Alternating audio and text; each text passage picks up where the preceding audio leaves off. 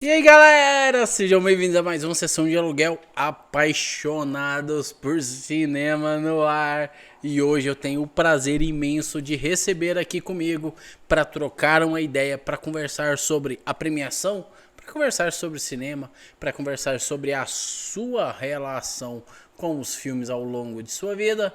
Eu recebo Felipe Aureliuk diretamente do canal Meu Tio Oscar e vocês vão poder conferir este papo logo após a vinheta. Vai!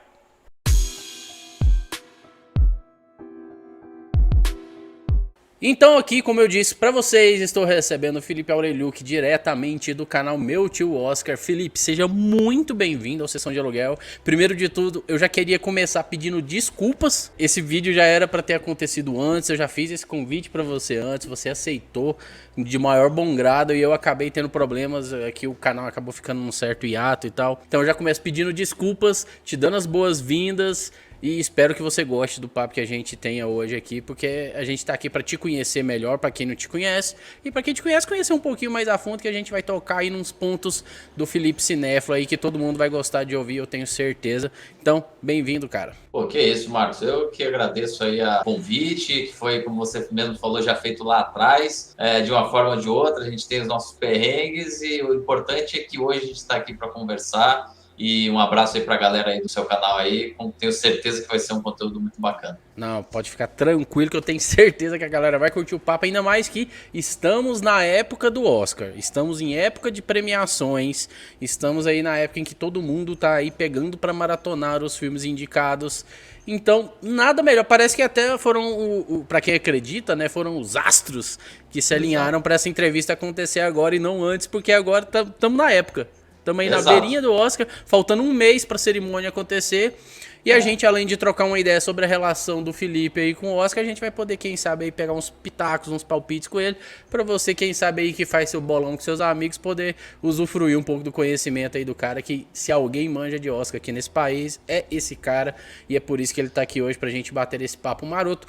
E Felipe, antes da gente falar de Oscar, antes da gente falar dessa sua relação com a premiação, que notavelmente é muito grande, eu queria saber de onde vem o interesse pro cinema, assim. O que você assistia? O que o Little Felipe assistia lá, comendo a pipoquinha, tomando leite com Nescau? O que o pequeno Felipe assistia naquela época? O que ele gostava de ver? O que ele ia na locadora pra pegar lá? Quais os VHS ele locava? O que ele via na sessão da tarde que agradava no cinema em casa? O que você gostava quando pequeno? Então, Marcos, assim, eu sempre costumo responder essa pergunta dizendo que eu não consigo identificar o ponto de início do encantamento pelo audiovisual, pelo cinema, pela TV, porque desde que eu me lembro, eu era sempre muito apaixonado por tudo isso.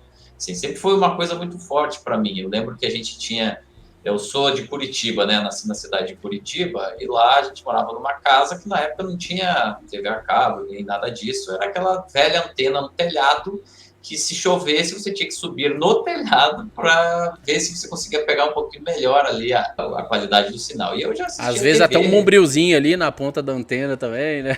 Exatamente, sempre ajudava um pouquinho lá. E a hora que você queria mudar de canal, você tinha que se levantar e lá virar o seletor da televisão. Tem gente que nunca nem sabe o que é isso que eu estou falando, mas era nessa Me época. E eu, identifico, me identifico. identifica, então. E aí nessa época eu já assistia TV, óbvio que eu era criança nessa época, assistia muito desenho animado. Eu lembro dos programas infantis, da televisão. E aí, assim, cara, eu assistia desde manhã cedinho até o final da tarde, quando tinha programação infantil. Depois eu abandonava um pouco, isso se eu não estivesse na escola, obviamente. Agora, sim, do ponto de vista do cinema, da experiência cinematográfica, isso eu tenho certeza quando foi. Foi na primeira vez que eu fui ao cinema, eu fui assistir O Rei Leão, era criança, fui num cinema lá 94. em Curitiba, 94, julho de 94, assisti no Rei Leão, fui eu, meus pais, meu irmão. Imagina, você assistindo lá naquela televisãozinha com bombril, aquela imagem quadradinha, pequenininha, era 20 polegadas, não era muito maior do que isso. E aí você senta de frente para aquela tela gigantesca e tem aquela sequência de abertura com aquele musical, aquela coisa maravilhosa do Rei Leão. Cara, pirei, né? Pirei. E aí, dali para Imagino. frente, a coisa só se fortaleceu. Eu tive outros momentos incríveis, impressionantes aí na minha vida. Mas eu acho que, do ponto de vista cinematográfico, acho não, tenho certeza, foi o Rei Leão no cinema lá em Curitiba, em 94. Primeira vez que os olhinhos brilharam. Exato, exato. E como brilharam, cara. Eu lembro até que Ah, era um filme imagino, muito pô. concorrido, Marcos, assim, a gente chegou, a fila muito grande, eu não conseguia, a gente não conseguiu sentar os quatro juntos, então sentou meus pais com meu irmão, que era ele é mais novo do que eu, e eu sozinho, assim, numa poltrona, e assim, petrifiquei na poltrona, cara. Não tava nem aí, Não, se tava sozinho, se tava meu pai, meu hoje, irmão. 2022, a gente tem poucas salas de cinema no país, imagina em 94, né, cara? Também foi o primeiro ano aí que eu fui ao cinema também, em 94. Então eu te entendo bem, cinema de rua era uma experiência maravilhosa, cinema de rua. Aquelas salas enormes, gigantescas e lotada e o público indo ao delírio, porque eram poucas as experiências que a gente tinha naquela época, né?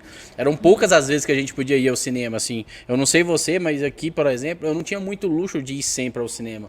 Não, Então, quando eu comecei a ir, era tipo, eu ia, sei lá, 3 vezes no ano. é E isso, era, é isso. e era uou, quando eu ia, irmão, era filme ruim, filme que hoje eu critico, que eu bato. Mas que naquela época eu fui e fiquei extasiado no cinema, tipo Godzilla de 98, eu vi no cinema. Sim. E eu amei ver aquele filme no cinema. E hoje eu bato nele até falar chega. Mas, É porque era um evento, né, Marcos? É o que você total. falou, não era uma coisa assim, ah, tô indo ali no cinema. Não, cara, hoje eu vou no cinema. Puta, cara, você não fazia mais nada no dia, você só ficava vivendo em função daquilo. Então o filme podia ser uma porcaria, e hoje tem várias que eu também revejo e acho, poxa, não tá nem perto da altura das coisas que eu gostaria de ver hoje. Mas, pô, naquele momento era uma experiência de vida até, não é só de Muito. cinema, de vida, né? Sim, com certeza. Mas tinha aquele VHS que o Felipe sempre colocava e que a fita chegou a arrebentar de tanto que rodou? Cara, o primeiro VHS que a gente teve, eu lembro que meu pai comprou e veio com 4 fitas VHS da Disney. O clássico, o Dama e o Vagabundo, e eram 3 fitas, uma do Mickey, uma do Donald e uma do Pateta, que chamava Meu Amigo Mickey, Meu Amigo Donald e Meu Amigo Pateta. Cara, eu assisti muito essas fitas, mas tinha um filme especificamente que eu alugava demais, que, assim, a locadora até já sabia. O dono da locadora ele já sabia, quando eu chegava lá, que é um desenho produzido pelo Spielberg, de 1988, chamado Em Busca do Vale Encantado. Porque eu era muito apaixonado também por dinossauro, eu gostava de dinossauro, e aí foi na época também do Jurassic Park e tal, eu fiquei, pô... E eu achava esse filme lindo, cara. Assim, a história dos dinossaurinhos que tentavam se salvar lá do fim do mundo, numa região que está imune a tudo isso. Cara, na minha infância eu assistia até dizer chega essas 3 fitas que vieram junto com o VHS da época, e eu aluguei assim, até dizer chega também Em Busca do Vale Encantado. Foram esses dois. Mas então, Felipe, a gente aí já conheceu um pouquinho do que você gostava de assistir, das animações e tal, e é sempre muito legal porque eu vejo muita gente conversando sobre cinema, assim, principalmente pós-pandemia, que começaram a acontecer várias lives em canais aí do YouTube afora, principalmente aí nessa área nossa de cinema, que é onde eu acompanho mais. Eu vejo sempre as pessoas trocando muita ideia sobre cinema, sobre o que as pessoas gostam, e elas falam sempre muito sobre gostos recentes, o que a pessoa está consumindo no momento, o que assistiu nos últimos tempos, nas últimas semanas, o que tem para indicar no streaming no momento. E eu faço isso também aqui nesse papo, a gente vai trocar uma ideia sobre isso, mas eu também gosto de fazer esse exercício de puxar atrás as experiências da pessoa pra gente conhecer um pouquinho das raízes, de onde veio, as influências dela também, né? Porque eu acho importante, e para quem é fã, para quem gosta de acompanhar o nosso trabalho, o trabalho de outros criadores de conteúdo, eu acho que quanto mais conteúdo sobre a pessoa que ela gosta de acompanhar, melhor.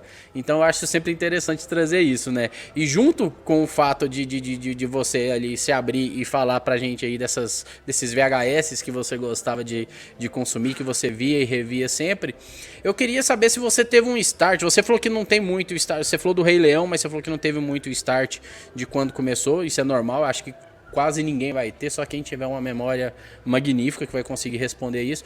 Mas ali você já, um jovem, adolescente, na puberdade, sei lá, nessa fase ali, nesse meio ali, você consegue identificar um filme que te fez enxergar cinema de uma maneira como arte, um cinema de uma maneira que traz uma mensagem, que traz um questionamento, um cinema como uma arte poderosa que pode trazer diferença, pode fazer diferença.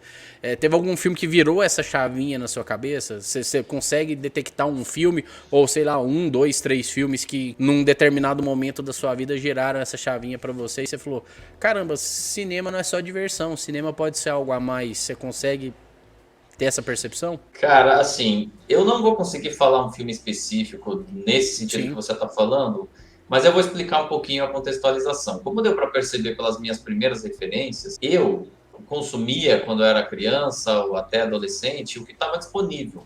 Assim, a minha família, meus pais, eles não são da área artística, eles não tinham esse repertório tão avançado do ponto de vista de cinematografias diferentes. Eles assistiam o que estava mais fácil, o que tinha passava na TV aberta, os filmes mais falados, aqueles que estavam nos jornais, aqueles que, enfim, que estava todo mundo assistindo. Então, quando eu perguntava para o meu pai, principalmente, quais filmes que ele tinha visto lá na época que ele era mais jovem, né? Ele veio do interior do estado para Curitiba e tal.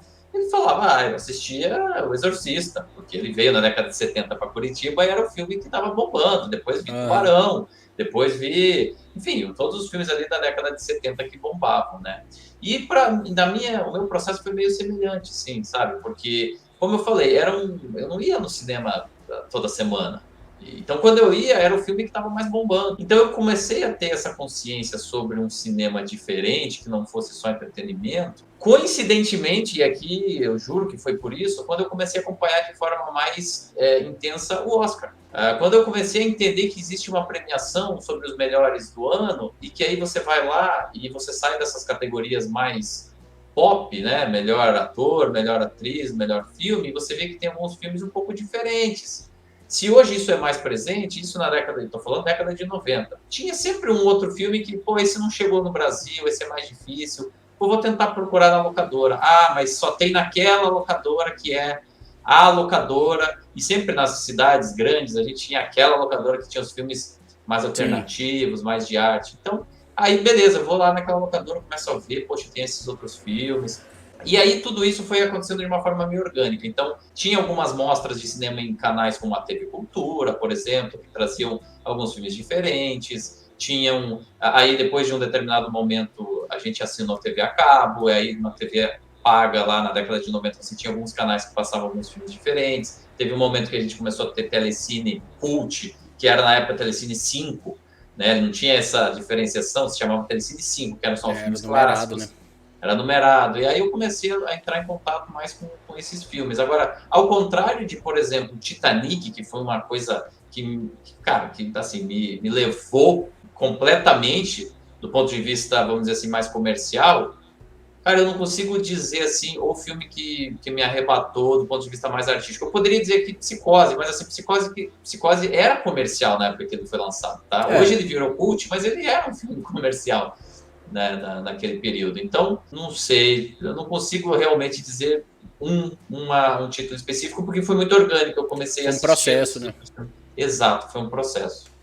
Não, faz sentido. É porque eu tive uma particularidade. Pra mim foram, assim, dois filmes que me pegaram e que me fizeram falar, caramba, eu quero ver mais filmes assim. Eu nem sabia o que que assim significava, mas eu falava, eu quero ver mais filmes assim. Uhum. Tipo, porque eu terminei esses filmes e fiquei pensando depois. E eu não tinha muito isso. A gente tinha os filmes que a gente assistia, chegava no colégio, trocava ideia no outro dia no colégio. Nossa, tipo, assistia o Karate Kid, todo mundo queria ser o Daniel San no outro dia no colégio. Assistia Falcão lá do Stallone, todo mundo queria fazer queda de braço. Tinha esses filmes que provocavam esse rebuliço assim no dia seguinte nos colégios e tal.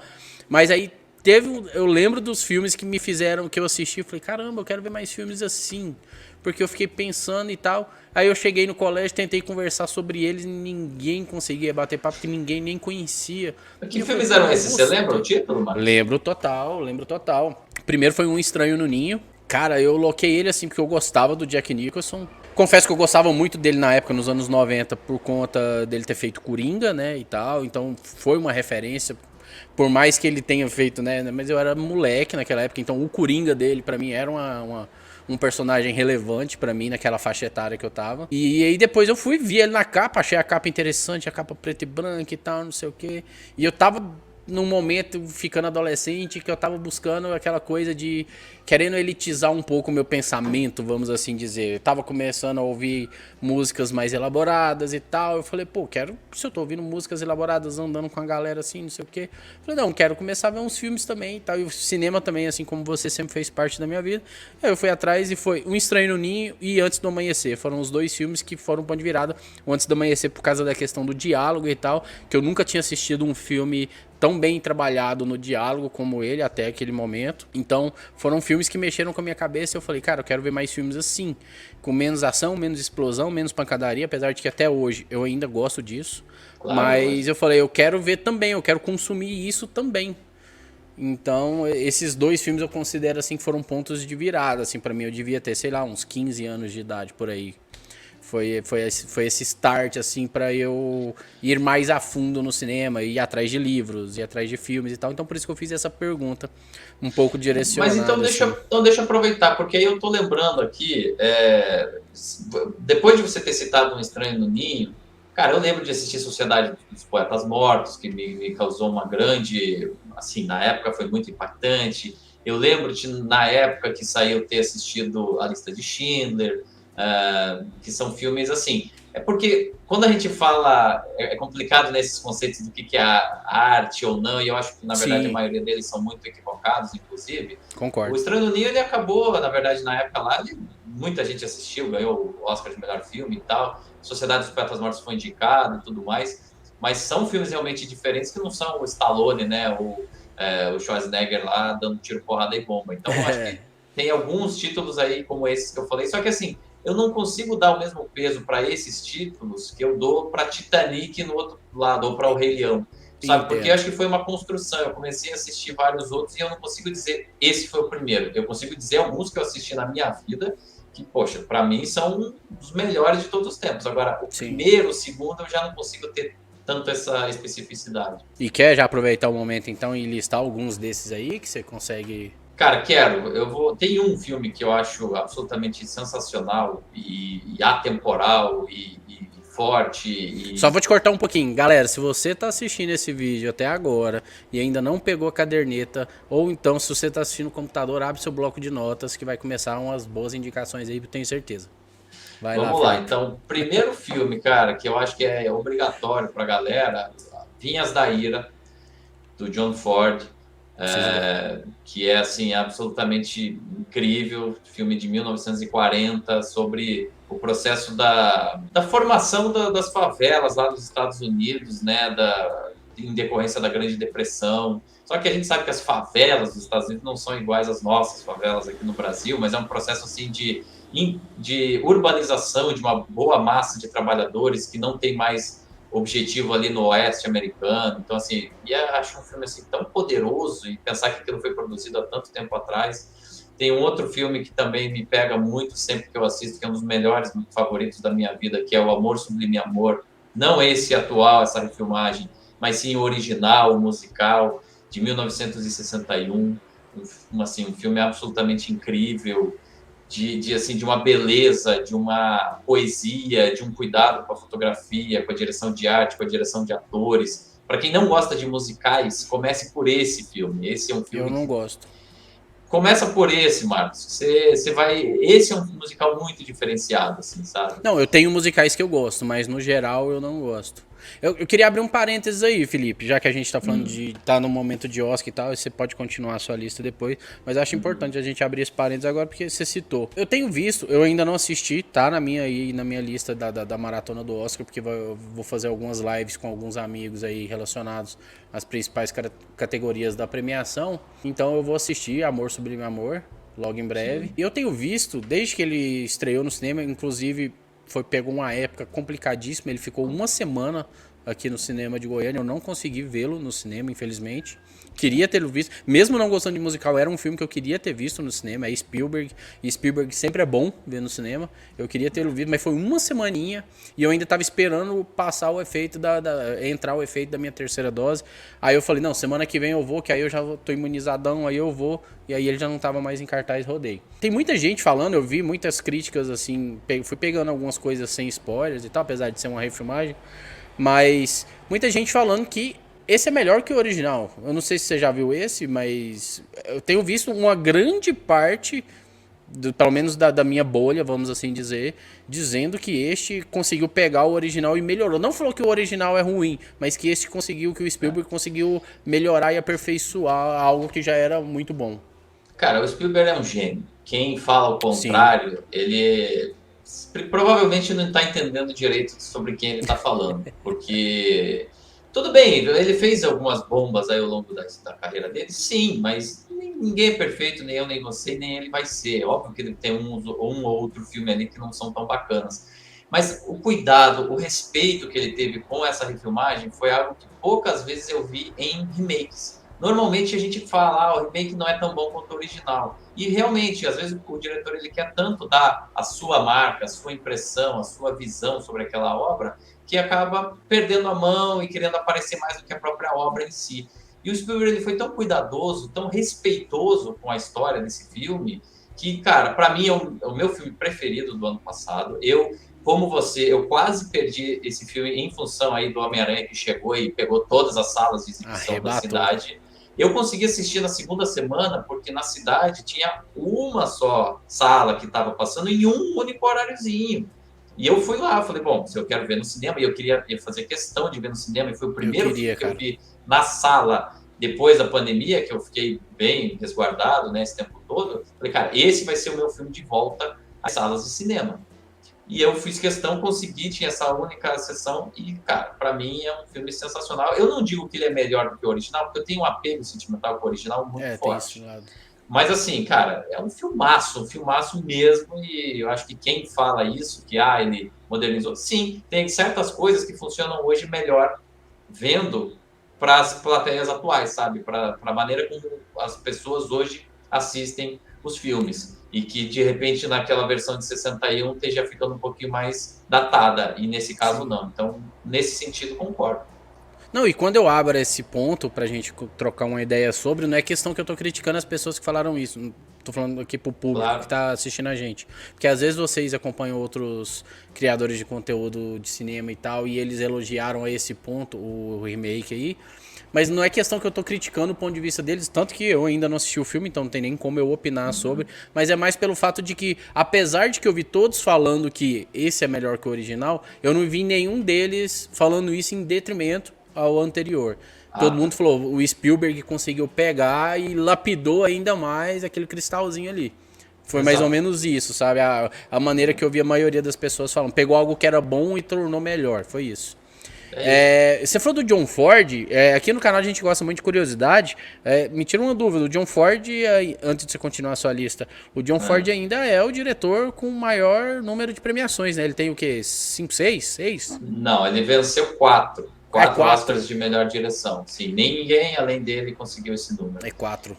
Exato. A gente já tem vários multi-indicados, mas premiados, o John Ford ele continua sendo o maior vencedor de todos os tempos. Inclusive, esse filme, Vinhas da Ira, foi um dos Foi que um. deu Oscar de melhor direção para ele. Filme de 1940, vale muito a pena. Da Warner, filme da Warner. Demais, demais. Se tiver mais algum pra você falar aí, que eu te interrompi, abri esse Cara, parênteses. não, então, é porque tem vários, assim, tem um outro que é Sem Novidades no Front, Sem Novidades no Front, de 1930, que é um filme que é uma produção da Universal. A Universal, na época, era um estúdio menorzinho, mas ela decidiu botar toda a sua força, seu ímpeto para fazer, e para mim é o melhor filme sobre a Primeira Guerra Mundial de todos os tempos. Sem Novidades no Front, gente, vão atrás, é um filme absolutamente essencial, sabe, e Vou. atemporal, e a gente está tendo demonstrações ao longo da história da humanidade de guerras e invasões e essa coisa toda, né, Marcos? Ô, E a gente continua vendo que a humanidade não aprende nada, e já não tinha aprendido lá atrás, nesse filme, por exemplo. Tem um outro filme, cara, que eu acho que todo mundo deveria assistir, que é A Primeira Noite de um Homem, de 1967, com o Dustin Hoffman, Dustin Hoffman. novinho. É Esse eu vi. filmaço, cara, é filmaço, filmaço. Que aí ali você já está começando a entender o que seria o fenômeno da nova Hollywood, que são todos Sim. aqueles filmes que bebem das vanguardas europeias e eles vêm ali para Hollywood e imprimem, né, essa marca ali no cinema norte-americano. Tem um outro filme que, para não ficar só nesses filmes assim mais drama e tal, vou citar um filme de terror aqui, que eu acho um dos melhores filmes de Opa. terror de todos os tempos, que é A Profecia, Cara, é uma coisa fantástica a Profecia, cara. Eu lembro de assistir a trilogia original de dia em casa, cara. E no VHS, não era numa qualidade tão boa, não. Isso é lá atrás. E ficar com medo, cara. Ficar com medo, sabe? De toda aquela ambiência. A trilha sonora, inclusive, também ganhou o Oscar. E, cara, se você deixar, eu vou falando vários títulos aqui. Para ficar no Cara, cinema brasileiro, vai. Deixa eu falar só um do cinema manda brasileiro, um, só por para não favor, por ficar. favor. Só para a gente não parecer que tá falando só de internacional. Cara, eu lembro muito bem, muito claro para mim, que um dos maiores impactos que eu tive de cinema nacional foi o Cidade de Deus, cara. Cidade de Deus, quando eu assisti, eu falei assim, cara, tá vendo? Não é falta de talento, não é falta de gente que saiba falar. Falta muitas outras coisas no cinema brasileiro. Mas não é falta de profissional adequado, cara. Eu acho que Não é, aquele não é filme. falta de roteiro, não é falta de pauta, não é falta de assunto, é falta de investimento, de espaço, né, cara? Exato, exato. Então, enfim, tem Você muita falou de coisa. cinema brasileiro, eu tô pensando aqui, eu acho que o primeiro filme brasileiro que me impactou, eu com certeza já tinha visto vários antes, né, porque Trapalhões, por exemplo, Mazzaropi e tal, meu pai fez questão de fazer muito parte da minha infância. Então, inclusive eu tenho uma coleção de filmes do Mazzaropi, tenho quase todos, quero até completar um dia. Mas foi. Cara, eu tive uma professora que ela era um pouco louca. Ela passava alguns filmes pra gente, assim, que pra faixa etária que a gente tava na nossa sala, ela não deveria ter passado, não, porque tratava de alguns temas mais pesados. A gente tava, acho que na sexta ou sétima série, ela passou Pichote, a lei do mais fraco pra gente. Olha aí, Pesadíssimo, pesadíssimo. Então exato, esse essa filme me idade. chocou de tal maneira, assim, cara, que eu fiquei. Eu pensei nesse filme. Eu tinha falado do Estranho no Nido antes do amanhecer, mas Pichote me chocou anos antes, cara. Anos antes o Cara. Pichote veio e me fez pensar numa realidade que não era a minha. Né? Infelizmente eu cresci aí com alguns privilégios e tal. Então era uma realidade que não era a minha. E depois a professora trazendo coisas sobre o filme, falando que a maioria dos meninos não eram atores e não sei o que, não sei o que, foi trazendo algumas informações. E, cara, aquilo ali me deixou devastado, assim, alguns dias, saca? E olha que eu era o carinha descolado que não ligava pra nada quando eu era moleque. Mas aquele filme me deixou devastado, assim, cara. Eu fiquei chocado com o Pichote. Pô, Eu ainda não vi Marcos, o documentário dele, preciso muito ver. Quero rever Pichote e depois ver o documentário. você citou muito bem, você lembrou muito bem. O Pichote realmente é outro tapa na cara, assim, que a gente às vezes esquece das nossas grandes obras e esse realmente é um filmaço, assim. Tem razão. Muito, muito, muito, Endosso, muito. essa indicação sua aí. Mas, Felipe, então a gente falou dos seus gostos, do seu processo, né, de amadurecimento aí como cinéfilo, vamos assim dizer. Apesar de que cinéfilo hoje eu não gosto dessa sensação, mas se tornou um termo pejorativo, que eu odeio, porque eu gosto da palavra cinéfilo. Mas, Também. né, a internet acaba estragando algumas coisas, infelizmente. Mas em que momento que você pensou em vou trabalhar com isso? Porque aí você já pode aproveitar, responder isso e já falar um pouco das suas experiências profissionais também aí no audiovisual pra galera.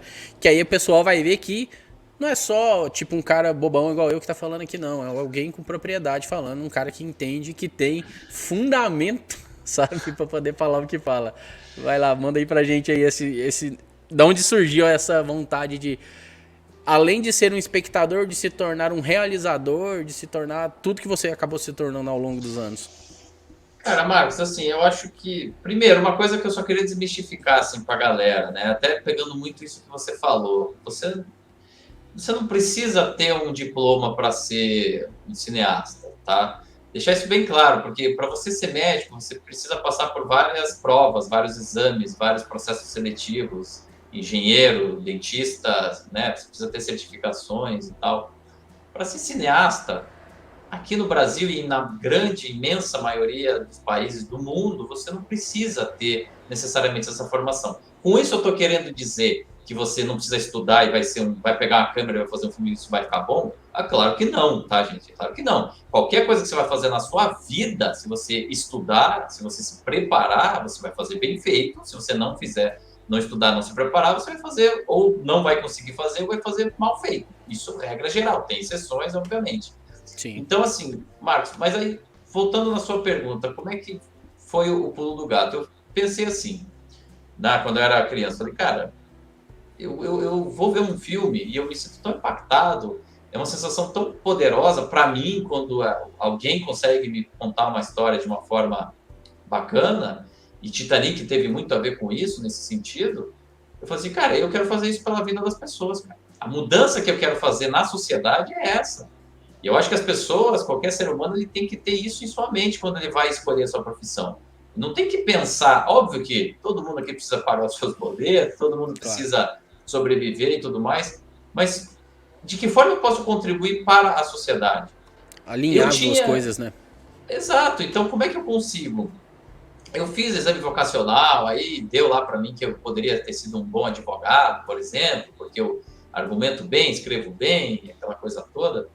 Beleza, mas será que eu hoje, como um advogado, um juiz, um delegado, ou qualquer coisa da área do direito, será que eu estaria realmente contribuindo para a sociedade de forma decisiva? Talvez sim, a gente não sabe, nunca vai saber. Mas eu falei assim, cara, eu vou seguir aqui o que me manda, o que a minha mente, meu coração me manda. E aqui eu não estou querendo florear, tá? Não estou querendo dizer que Não, todo sim, mundo tem que lógico. fazer o mesmo processo, mas assim, Marcos, felizmente, eu também tive alguns privilégios na vida e um deles foi esse, né? Eu falei para o meu pai, para meus pais, e meu pai falou assim: olha, ok, aqui em Curitiba não tem faculdade de cinema. Então, você vai ter que sair daqui. Eu não tenho condições de bancar uma faculdade particular para você e mais você morar fora da cidade.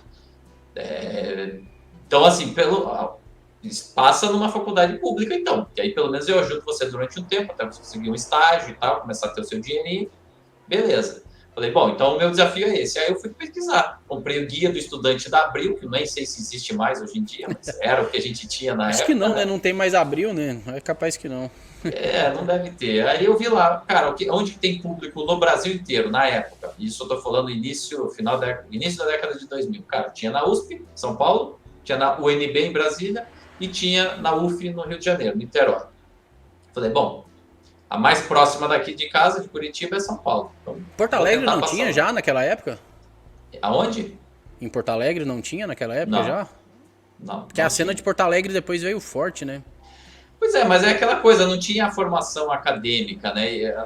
Era uma coisa muito mais orgânica ali da cena Uhum, local, sabe? Então, sim.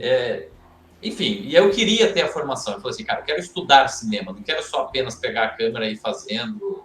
Não que isso não seja válido, mas eu queria realmente estudar cinema, me formar nisso, me graduar nisso. E aí fui tentar passar, não passei na USP em São Paulo, mas passei na UF no Rio de Janeiro, em Niterói.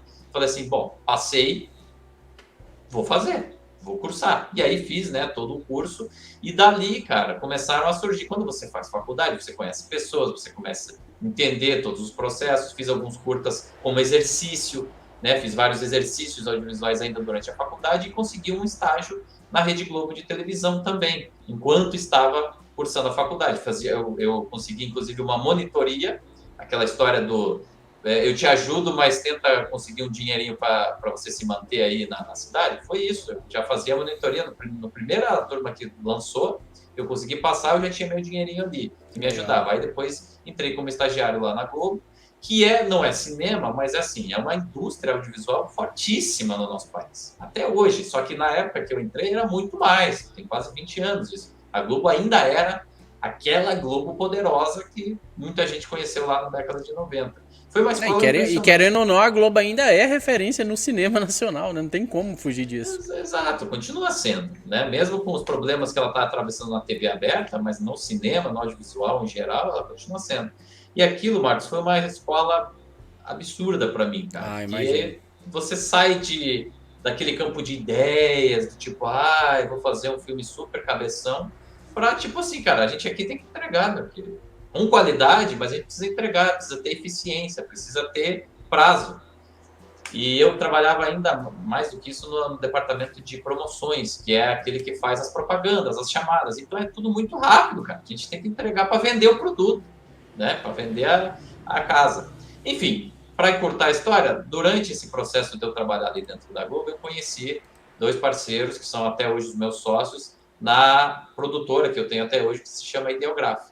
E aí, através da Ideograf, a gente começou a entrar em contato com o mercado, pelos contatos que eu já tinha feito na faculdade, pelos contatos de dentro lá da Globo, pelos contatos que os meus sócios tinham, a gente começou a produzir algumas coisas e aí um dos principais projetos que a gente realizou, né, ainda no início da década passada foi um longa-metragem chamado Luz Anima Ação, que é um documentário sobre a história da animação brasileira, os 100 primeiros anos. A gente recontou toda essa história, é uma coprodução com o Canal Brasil e a nossa produtora.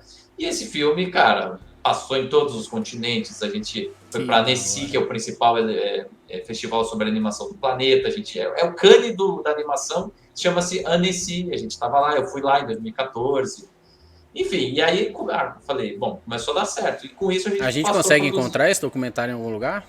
Esse documentário está disponível nas plataformas online aí, então você pode acessar o iTunes, o Google Play, eu acho que tem naquele VOD da NET, que agora não é NET, é claro, né? NetNow, ou Now, né? O Now, exatamente, você consegue, tem lá disponível. Jogue aí, para quem está assistindo, joga no Google, Luz Anima Ação, e talvez coloca lá Eduardo Calvé, talvez, né, que é o diretor que assinou, eu fiz a produção. Fica a dica aí, galera. Aí você vai ter, provavelmente vai ter aí para você comprar. Ele saiu em DVD também, mas eu não recomendo mais porque a galera aí já não tá tendo mais esse aparelho. Mas quem quiser, inclusive, tá interessado aí, quiser uma cópia em DVD, eu tenho muitos DVDs aí, eu posso mandar aí pra galera aí, deixa aí nos comentários aí, ou me procura lá no meu canal que a gente manda, não tem problema. Eu aceito, hein? Te mando, pô, Marcos. Você vai ter uma cópia já. Pode ficar tranquilo. Com autógrafozinho ainda, hein? Dedicatória. Pode deixar. Pode deixar. Vai pra você. Cara, e como que foi isso? Se fazer essa virada, você tá na faculdade, você trabalha numa TV, que foi um grande aprendizado, eu acredito, igual você falou. Mas aí você começa a se tornar realizador, você começa a tomar os próprios rumos, você começa a abrir esse caminho. Eu falo porque é algo que eu quis e que infelizmente também não tinha essa faculdade de cinema aqui e eu não tive como sair do estado para ir para outro estado poder estudar cinema. Acabei indo para publicidade, trabalhei um tempo na área e tudo mais, que eu achei que seria uma área que eu poderia criar e botar minhas ideias para viajar, ledo engano. Mas aí, como que foi esse ponto de virada de você virar o seu próprio patrão, vamos assim dizer, não sei se é bem a palavra, mas você virar o seu próprio... Você é responsável por si mesmo, você é responsável pelas criações, por correr atrás de realizá-las. Como que isso funcionou na cabeça daquele menino que assistiu o Rei Leão e ficou com o olhinho brilhando na sala de cinema, agora de repente o cara tava no maior festival de animação do mundo, com a animação em que ele esteve envolvido ali, que ele estava na equipe, que ele fez parte daquilo, fez aquilo acontecer. Como cinéfilo, como você digere isso, saca? Eu não sei nem como perguntar, porque eu fico muito feliz de ver pessoas conseguindo sair desse posto de fã e se tornar um realizador e tal. Por isso que eu acho que eu admiro tanto o Tarantino, assim, muita gente zoa, porque eu gosto muito do Tarantino, mas é porque ele conseguiu fazer esse trajeto de uma maneira diferente da sua, que a sua foi acadêmica, mas ele conseguiu fazer esse pulo do gato aí também. E você fez, cara, e isso eu acho impressionante, é uma das coisas de eu admirar o seu trabalho. Quando você me mandou as suas...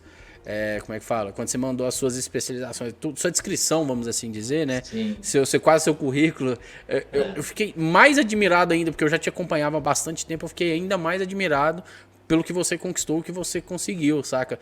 E pra cabeça do fã, como foi você não deixar de ser fã, porque você ainda continua fã, mas como foi essa virada de deixar de ser só fã e se tornar também um cara referência? Porque querendo ou não, referência. Cara, Marcos, eu sou um profissional completo e eu não falo isso para querer me gabar, cara. Assim, quando você gosta muito de alguma coisa, você faz ela com mais vontade, cara. Se você gosta muito de cinema, você vai querer fazer o melhor para você e para os outros assistirem. Então, assim, eu continuo fã, continuo sendo cinéfilo e eu acho que pode a internet ter desgastado um pouco esse termo, mas ele continua. Eu sou cinéfilo, cara. O cinema Também é o que sou. me completa, é o que me preenche. As minhas dores, as minhas emoções, os meus momentos de fraqueza. O cinema ele nunca vai te trair, cara. Jamais ele vai te trair. Porque ele tá lá para você, cara. E você assiste aquelas obras e são as mesmas obras. Se você rever em outro momento, você vai ter uma outra percepção. Mas ele tá lá, cara. Uma vez que você tem a confiança do cinema, essa confiança jamais será traída.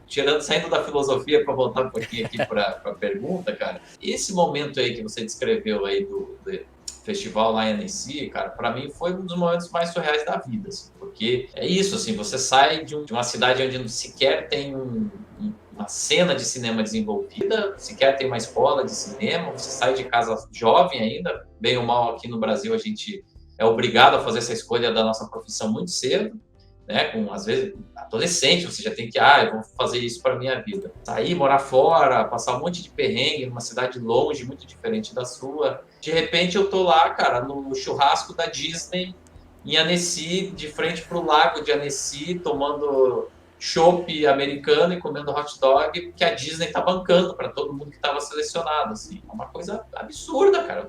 Eu fui no lançamento mundial do primeiro curta-metragem 3D do Papaléguas e Coyote, cara. Porra. Sabe? É uma coisa assim que... E mais forte do que tudo isso, mais do que comer o cachorro-quente da Disney ou ir lá na estreia mundial do Papaléguas, foi ver o seu filme, o meu filme. Eu fui ver o meu filme, o filme que eu fiz, cara, que eu rodei o Brasil inteiro entrevistando a galera, ver ele sendo exibido lá para uma galera que não era minha família, meus amigos e todo mundo que estava ali só por educação, não. As pessoas foram lá porque elas queriam ver o filme, então elas leram na sinopse ali, na programação do festival e falaram, pô, quero assistir isso. E melhor do que isso, é as pessoas te abordarem depois da sessão para irem falar sobre o seu filme, pessoas que nunca te viram, nunca tinham me visto, não conhecia ninguém, cara. Eu não tenho parente na França. Foi a primeira vez que eu saí do país, cara. Ainda teve isso, assim, o cinema me permitiu isso. Eu saí do país, cara. Eu pisei na Europa pela primeira vez na vida, sabe? O cinema me proporcionou isso. Então, cara, você passa a entender de uma forma Na muito mais França, né, ampla que as respira coisas. cinema, né, cara? Exato, o país que é uma das referências mundiais, cara. É onde surgiu, né, o cinema, né, a França, e eu tava lá. Então, assim, cara, foi muito forte para mim naquele momento. E aí eu voltei de Imagina. lá muito mais determinado é isso mesmo que eu quero fazer, é isso mesmo que eu quero seguir fazendo. E continuei, ainda conciliando ainda com o trabalho lá na Globo durante uns bons anos. Hoje eu não Ah, estou mais você lá. ficou nos dois em paralelo, então, um tempo. Durante um bom tempo. E eu acho que até eu não tenho mais produções nesse meio tempo, um pouco por causa disso, porque a vida num ambiente corporativo de grande porte, como é o caso da Globo, ela te exige muito mentalmente, fisicamente, tempo, muito, né? Você é muito exigido, né? Aquela coisa das entregas que eu falei lá no início.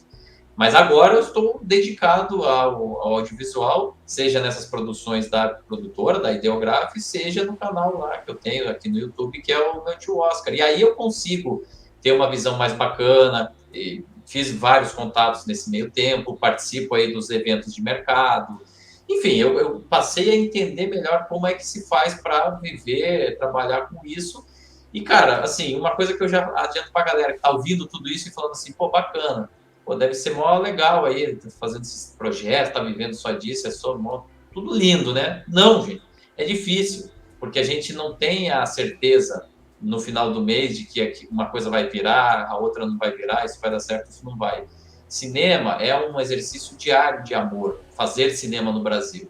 Então você tem que ter um bom planejamento financeiro, você tem que ser muito certo daquelas escolhas que você faz. Abdicar de bastante coisa, né, cara? Abdicar de muita coisa. Mas, por outro lado, tem a sua parte boa sim, cara. Então, assim, eu assisto filme todo dia. Todo dia eu vejo pelo menos um filme. E isso, para mim, esse é o meu trabalho. É com isso que eu consigo crescer. O que para as outras pessoas é um lazer, um sonho, vou viver assistindo filme. Cara, para mim é um trabalho. Eu assisto todo dia filme e amo de paixão poder fazer isso todos os dias. Né? Pois é, e você falou, né, da produtora, você falou do seu trabalho na Globo e agora você falou que tá dedicando seu tempo aí à produtora e também ao canal, né?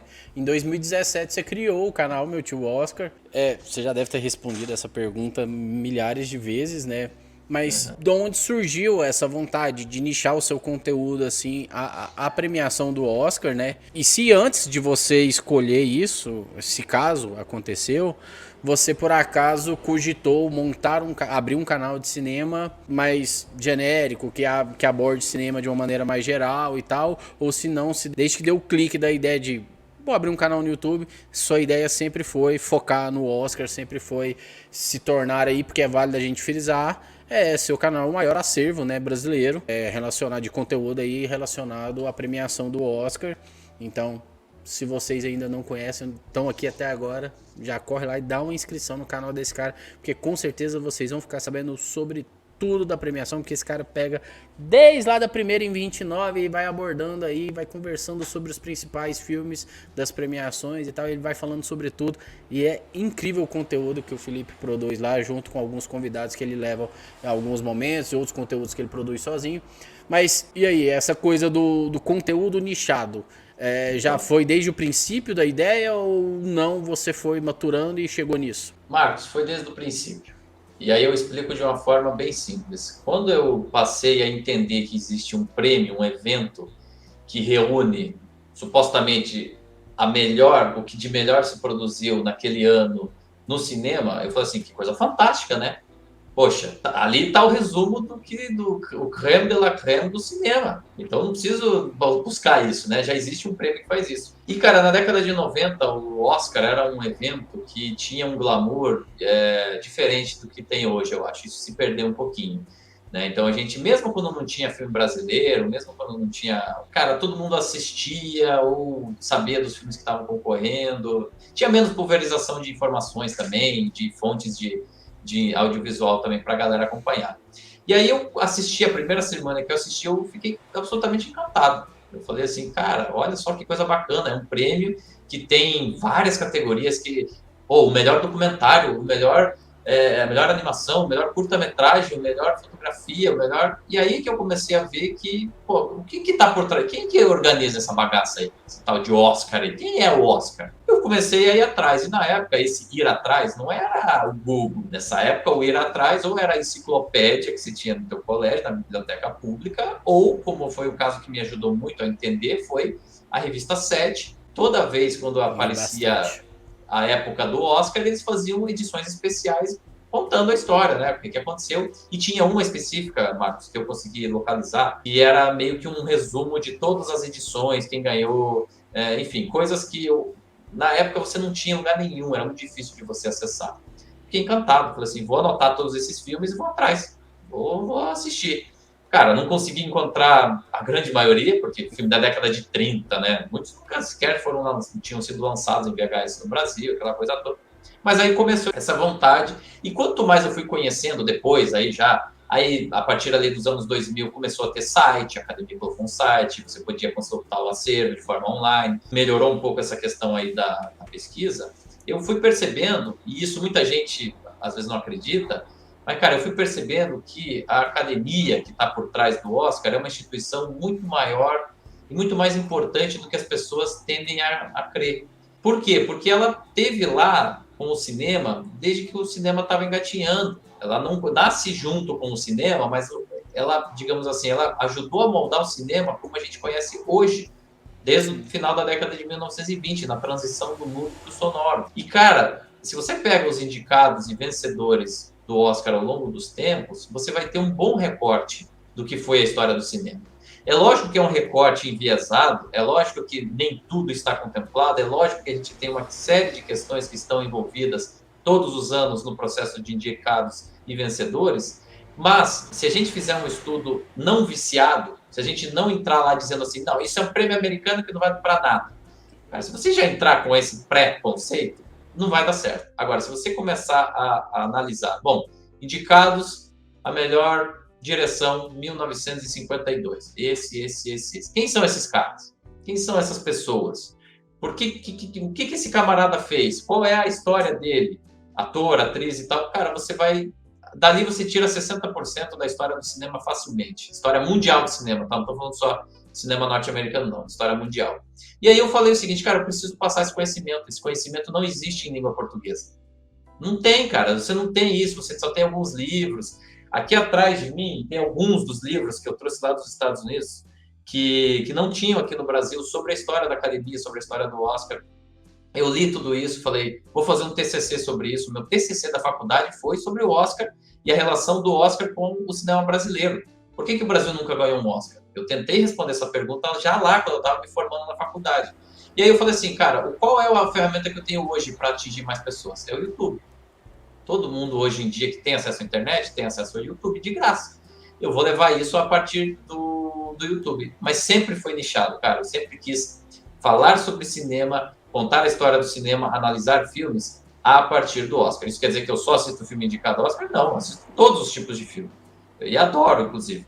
Mas dentro desse projeto meu de Oscar é específico em Aham. relação aos filmes do Oscar. É realmente muito incrível você se prestar esse trabalho pra gente, porque realmente é muita coisa que a gente não conseguiria ter acesso. E eu entendo isso que você fala de não enxergar com olhos viciados filmes e os indicados de determinadas épocas, porque eu acredito que talvez a premiação, a academia, a premiação em si tenham caminhado a passos mais lentos do que a sociedade em si, mas querendo ou não, a nossa sociedade também foi, né? Evoluindo também com o passar do tempo, porque também era costume naquela época que o filme foi lançado. E a gente tem muito hoje, muita gente querendo ser dona da razão e questionando filmes que foram feitos, sei lá, na década de 20, 30, com a cabeça que a gente tem, com a maturidade, com tudo, com toda a informação que a gente tem hoje, né? Em Exato. 2022. Então eu acho isso uma maneira meio imatura de enxergar a história, não só a história do cinema, a história do Oscar, mas a história da humanidade como um todo. Você pegar um ponto de vista hoje, que hoje a gente tem esse ponto de vista porque tudo aquilo rolou, tudo aquilo aconteceu. E não deixa Exato. de ser diferente com a história da academia, com a história da premiação, que, como você disse, moldou, né, o cinema como a gente conhece hoje. Pelo menos a indústria, né, o mainstream assim, do cinema que a gente conhece hoje. Não é nem só o mainstream, não, cara. Se a gente pega aí filmes. Tá tudo ligado hoje em dia, né? Os filmes que são mais bem ranqueados e vistos nos grandes festivais de cinema, eles acabam chegando no Oscar de uma forma ou de outra. Se não aquele. Você gosta do Tarantino, né? O Tarantino ele passou a ser um cineasta consagrado internacionalmente, mundialmente, quando o Pulp Fiction passou lá na França, em Cannes, ganhou a Palma de Ouro e depois foi indicado ao Oscar de melhor filme.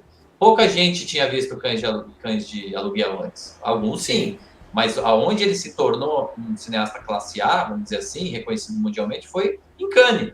E esse filme que ganhou em Cannes, depois estava lá no Oscar, indicado a melhor filme. Não ganhou o Oscar, mas estava indicado. Era um filme que, Tava lá. opa, tem um camarada aqui chamado Tarantino, e foi assim com o Steven Soderbergh, foi assim com vários nomes que estão aí até hoje. Eu só queria complementar uma coisa, cara, que você citou aí do contexto. Eu faço questão, Marcos.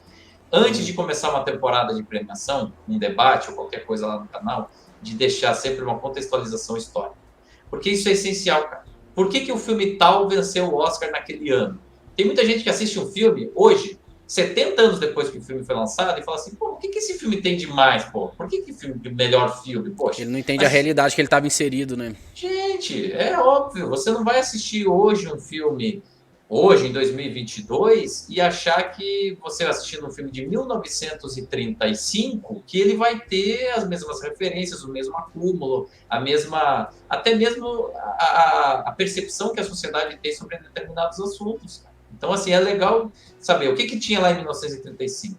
O que o mundo estava passando? Ah, Estados Unidos estava aí tentando se recuperar ainda da Grande Depressão. Ah, a gente já estava meio que estava esquisito ali na Europa, o Hitler estava começando a botar as asinhas de fora, não sei o que, estava tomando o poder, e assim por diante, cara. A gente tem que entender o contexto para entender por que um determinado filme é ou não. Muita gente fala assim, até para dar um outro exemplo que acho que todo mundo vai entender aqui. O Exorcista. Não é tão forte assim, já vi filme muito mais bizarro. Pô, cara, mas a gente está falando de 1973.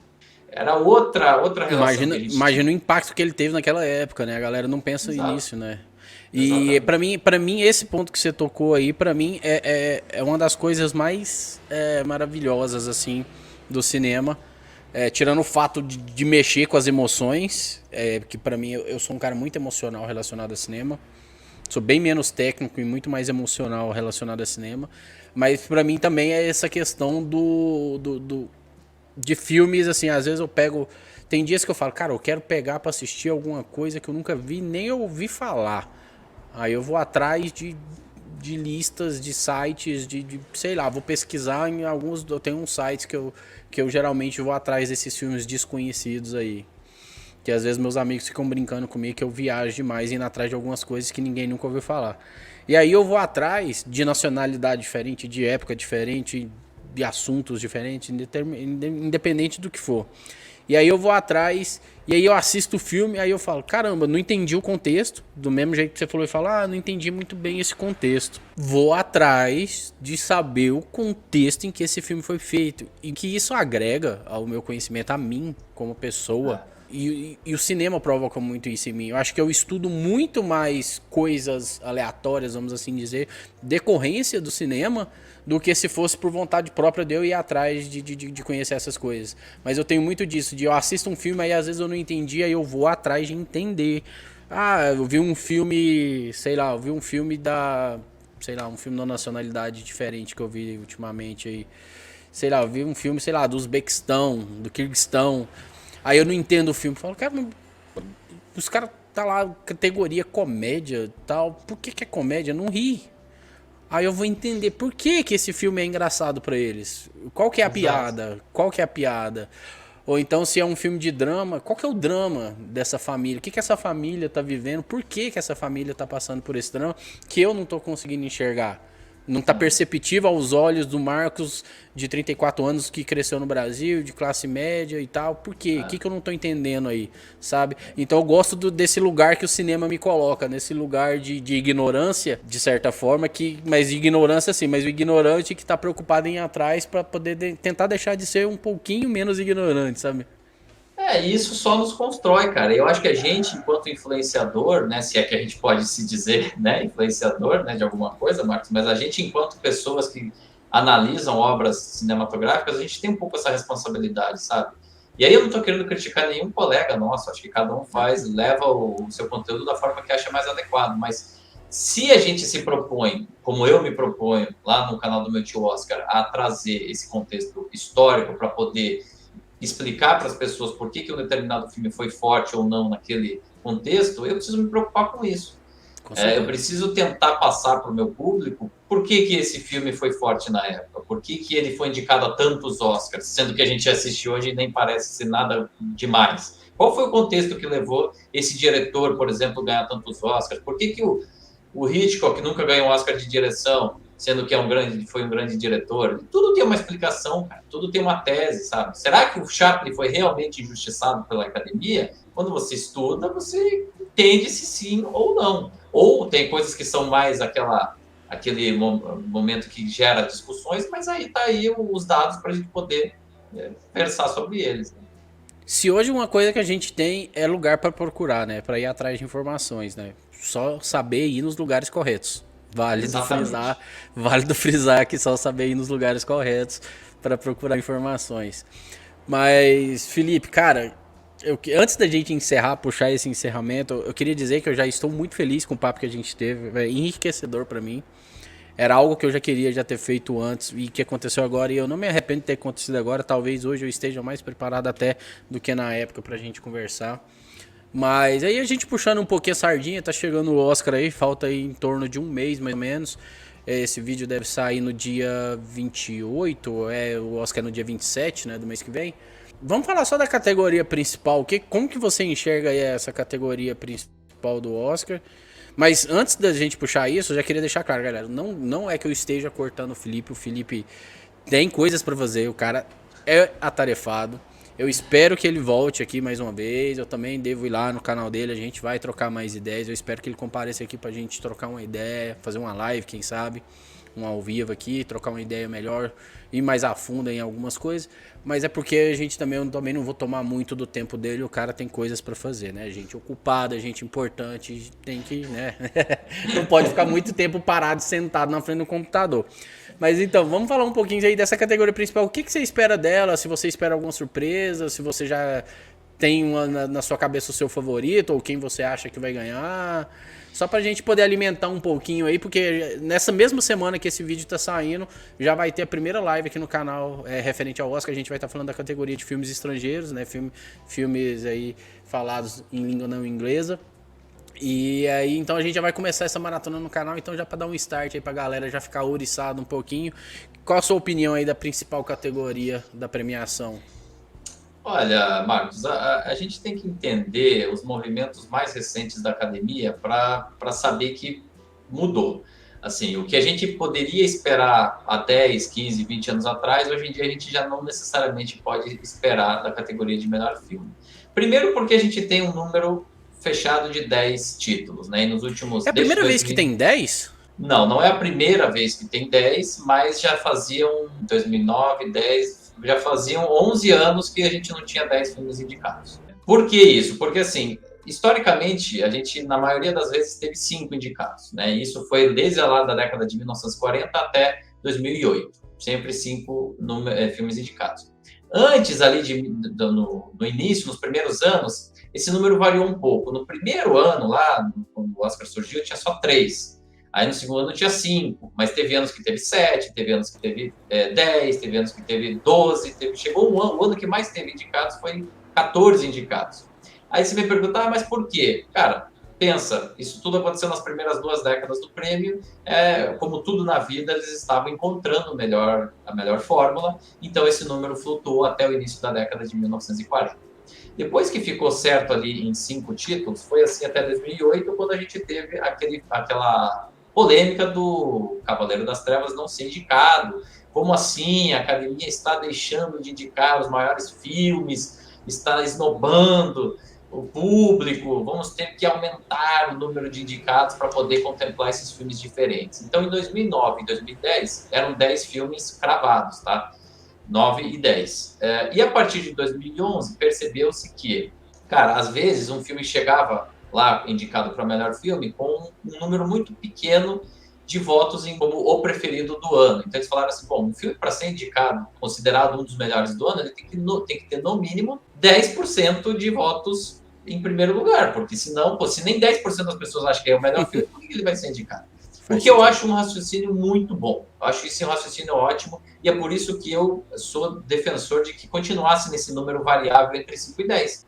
Mas assim, a academia, até para cedendo algumas pressões de mais internacionalização e tal, etc., acabou cedendo, então agora é um número fixo de 10 indicados. Então voltou a ser fixo, então, agora. Voltou a ser fixo. A partir desse ano, a gente tem um número fixo de 10 filmes indicados. O que a gente tem ali, cara? A gente tem uma maioria de filmes que não podem ser considerados filmes mainstream. A gente não teve o Homem-Aranha indicado, por exemplo. A gente não teve o último filme de 007, que é um filmaço, que eu acho que até poderia estar lá indicado, não está lá na lista. Então, a gente acaba vendo que não importa... Acho que em questão de tamanho, se for falar, talvez o único blockbuster foi Duna, né? Sim. O Duna é o único que fez mais de 100 milhões de dólares nas bilheterias e que está indicado para o melhor filme esse ano. Né? Porque, assim, um outro filme que é grande também, mas que a gente não tem como aferir a bilheteria, porque não é do cinema, é o Não Olhe Para Cima, da Netflix, né? É verdade. Mas ele não tem... É um filme grande, com um elenco gigantesco, super estrelado, mas ele não... Os números de bilheteria são falsos, porque eles deixam ali só para poder ser qualificado. Então, não é aferível, né, esse número. Mas o ponto que eu queria chegar é o seguinte: a gente cada vez mais, ano após ano, tem esse cinema mais independente, mais autoral, tomando conta da cerimônia como um todo. E esse cinema mais comercial, mais industrial, não conseguindo chegar. Duna provavelmente vai ganhar a maior parte das categorias mais técnicas. Eu não gosto muito desse termo, porque existem uns prêmios técnicos da academia que não são esses que vocês estão pensando. São os prêmios tecnológicos, né, para invenções e tal, etc. Mas vamos lá, Duna levou 10 indicações, né? Duna. Exatamente, é o segundo filme mais indicado da noite. Mas eu não vejo ele com a mínima chance de vencer melhor filme. Vai ser um Mad Max versão 2, assim, sabe? Ele vai ganhar muitos prêmios. Aí eu já discordo, que eu acho Mad Max um filme muito melhor, muito maior do que Duna. Não, mas calma. Não, então, só pra não ficar estranho. Eu acho que, assim como o Mad Max, ele vai ganhar várias estatuetas, mas não tem chance de ganhar o melhor filme. Agora, o Mad Max é muito melhor do que Duna, concordo contigo. Agora, eu acho que nesse ano, cara, a gente tem aí um grande favorito, que é Ataque dos Cães. Também acho. Pode acontecer alguma coisa até lá? Pode. Nesses últimos anos a gente viu, às vezes, o impossível acontecer. Inclusive, Parasita virar um jogo que estava praticamente ganho para 1917. Então, pode acontecer alguma outra surpresa que não seja ele? Pode, mas eu acho difícil. Eu acho que tudo se encaminha para Ataque dos Cães. O Belfast, que chegou lá em novembro, como, esse é o frontrunner, esse é o cara que vai ganhar, tem perdido muita força, não acredito mais que ele possa chegar lá. E talvez um outro título que pudesse ameaçar esses outros dois, talvez fosse Amor Sublime Amor, talvez. Mas eu não vejo esse filme ganhando a atração necessária, sabe, para conseguir chegar lá e vencer na categoria principal. Então, Vendo a hoje, movimentação da minha bolha, assim, eu vejo um nome crescendo muito junto com o Ataque dos Cães, mas o Ataque dos Cães pra mim tá ali, pleno, tá do mesmo jeito de antes, ele continua. Mas um nome que eu tô vendo crescendo e a galera é Licorice Pizza. é verdade, é verdade. Agora, eu tenho minhas dúvidas se isso vai ser o suficiente para. Porque assim, o Paul Thomas Anderson, cara, é uma pessoa amada pela academia, só que ele nunca ganhou. Assim, É ele sempre verdade. ele foi indicado, por exemplo, por Trama Fantasma, que é um filme que ninguém tinha apostado naquele ano. Eu botei nas minhas apostas, tá lá no meu canal. Eu falei, ó, o Paul Thomas Anderson o filme o Trama Fantasma vai ser indicado para o melhor filme. Não sei o que, o Paul Thomas Anderson, a academia não gosta dele. Não, esqueçam isso, a academia gosta sim dele. Agora, uma coisa é você gostar para ficar entre os 5 melhores, outra coisa é você gostar o suficiente para ser o vencedor da noite. É. Eu acho que Licorice Pizza realmente é um título que vem crescendo, mas eu tenho minhas dúvidas se ele vai ter essa atração necessária para chegar lá no final a ponto de realmente ter chances. Agora, a gente está gravando isso há um mês, cara. Muita coisa pode acontecer. Muita. Talvez daqui a 2 semanas eu já esteja falando outra coisa lá no meu canal. E aí não é porque eu fico em cima do muro e tal. É porque, cara, o Oscar está cada vez mais dinâmico também. Muita coisa acontece que a gente não consegue prever. Mas é isso que eu falei. Eu tenho visto crescendo o burburinho em cima dele, assim, na minha bolha. Então, não sei. Se eu tivesse que apostar em algum outro filme além de Ataque dos Cães, eu acho que eu iria em Licorice Pizza. E outro que tem crescido junto com ele é o Coda. Mas o Coda eu já sinto que tá abaixando já também um pouco. Ah, mas aí esse é o filme, esquece. Isso aí não vai rolar.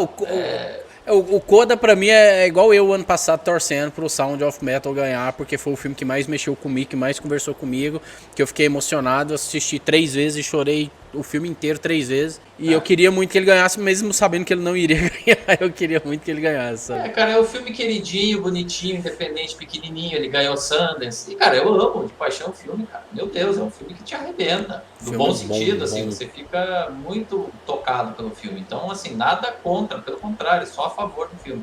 Mas ele não tem, cara, não tem o perfil, não tem suporte que seria necessário. Ele não vai rolar com certeza. O Licorice Pizza pode até rolar.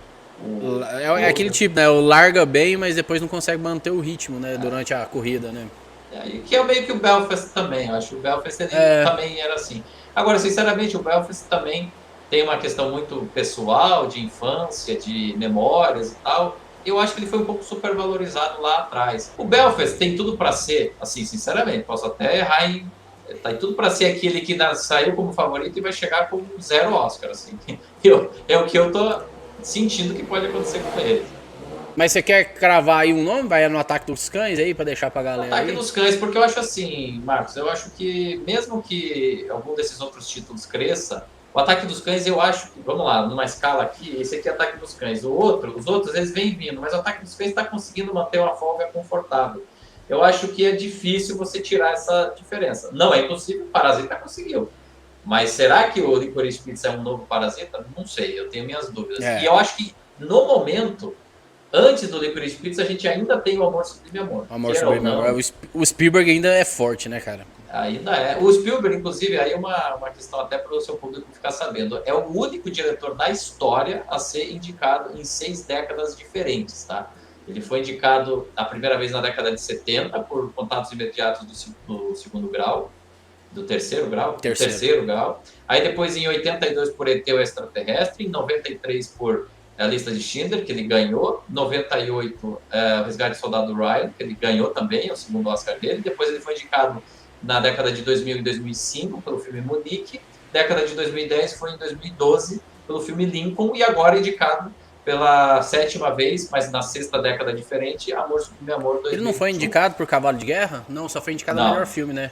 Exato, só o filme. Assim como o The Post, por exemplo. Se a gente levar em conta os melhores filmes, né, os filmes que ele produziu, aí ele tem 11 indicações, ele também é o produtor mais indicado desde que a academia passou a adotar o nome dos produtores e não dos estúdios. Como diretor ele ganhou 2, né? Isso, Lista de Schindler e o Resgate do Soldado Ryan. Certo. Felipe, eu queria muito agradecer, cara, você ter tirado esse tempo pra gente conversar aqui um pouquinho, trazer um pouco mais aí da sua relação com o cinema, trazer um pouco mais de conhecimento sobre o Oscar, sobre a história do cinema aí pro público, da galera do Sessão de Aluguel. Tenho certeza que o pessoal curtiu bastante esse bate-papo. É sempre bom, é sempre legal trazer pessoas diferentes, com visões diferentes e com esses maneirismos diferentes, vamos assim dizer, dentro de um mesmo gosto em comum, de um hobby em comum, para você uma profissão, que é o cinema. Então, cara, eu agradeço demais você ter tirado esse tempo para poder estar aqui com a gente, estar aqui comigo, trocando essa ideia, a gente poder conversar um pouco. E muito obrigado. Imagina, Marcos. Pô, eu fico muito feliz aí pelo convite, cara. Quero aproveitar aqui então esse finalzinho, né? Dizer para a galera se ligar no Oscar desse ano, que a gente tem um brasileiro indicado, tá? Por um curta-metragem de documentário, Pedro Cos. Ele é brasileiro, nascido no Rio de Janeiro, e o documentário de curta dele, que se chama Onde Eu Moro, está indicado na categoria de curta de documentário, inclusive está disponível na Netflix, não é difícil de assistir, gente, assistam, prestigiem o nosso colega, o nosso conterrâneo, vamos torcer muito por ele. E eu aproveitar também, Marcos, dizer que a gente, lá no canal do Multi Oscar, para nós, a cerimônia do Oscar é o nosso réveillon, é o nosso momento de ápice. Afinal de contas, a gente tá lá o ano inteiro para que chegue nesse momento. E esse ano, 2022, cara, a gente está preparando uma live, assim, super especial. Não é especial, é super especial. Cenário, iluminação cênica, estúdio profissional com telão de LED. Assim, é uma coisa, é uma mega produção, uma mega estrutura que a gente está fazendo muito mais por amor do que por juízo, sabe? Pelas condições que a gente tem, mas é para trazer o melhor conteúdo. Esse ano a gente não vai ter transmissão da TV aberta aqui no Brasil, então a única forma de você ter o Oscar na íntegra é acompanhando uma live no YouTube. E aí fica o convite então para o pessoal de Sessão de Aluguel de acompanhar lá no meu tio Oscar. A gente vai entrar ao vivo no dia 27 a partir das 19h30. Eu vou ter junto comigo convidados super especiais, entre eles o Lucas Maia, que é lá do canal do Refúgio Cult, o Amigão nosso aqui. Pô, gente boníssima, um cara 100%, o Cláudio Formiga, do Rolê do Roteiro, a Aline Guevara, do Nenhuma das Alternativas.